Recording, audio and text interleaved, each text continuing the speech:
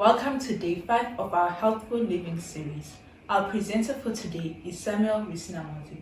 He will be presenting on the salt problem.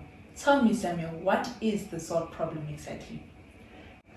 The unnecessarily high sodium content of many modern foods is causing untold harm worldwide. We cannot live without salt, but too much of it brings a host of troubles. Sodium, in combination with chloride and potassium, regulates the amount and movement of body fluids, transports nutrients across intestinal membranes, controls blood volume, and transmits signals affecting nerves and muscles. While sodium regulates fluids outside cells, potassium regulates fluids inside cells. Greetings to you all. Seated before you is Risinamhodzi, and the topic of my discussion is the salt problem. What is salt?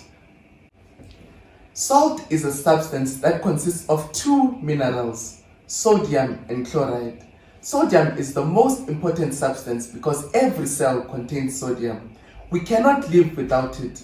Salt is used for flavoring and the preservation of food. Salt is also used in tanning, dyeing, bleaching, and the production of pottery, soap, and chlorine. What if we get too much salt? Excess sodium shifts the balance of fluids in body cells. One consequence can be the buildup of water around body tissues, causing painful swelling.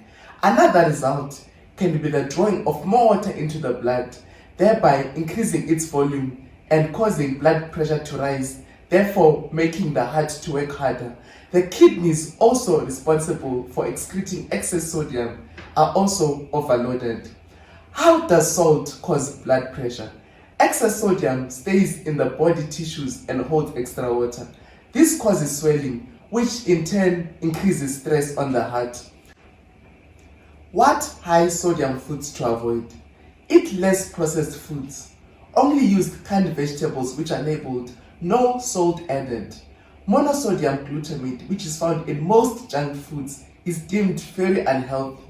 Excess glutamate, which is seen in the brain, is believed to overexcite nerve cells, thereby causing them to die. How to decrease salt in your diet? Salt consumption at home. The easiest way is to remove the salt shaker from the dining room table and cut out salty snacks. Limit your consumption of cheeses and cured meats. Read the labels of processed foods carefully. Many have a great deal of salt. You can also ask your doctor about the ideal salt substitutes. Eat lots of fresh, raw foods, both fruits and vegetables. Flavor your food with lemon juice, parsley, garlic, and onion. Salt from a biblical perspective. Bible reference, Matthew 5 verse 13, Jesus says, "We are the salt of the earth.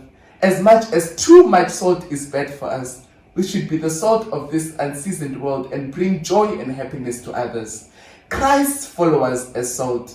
Salt is associated with usefulness. Christians ought to be useful by helping and loving those around them. Salt also adds flavor to the food.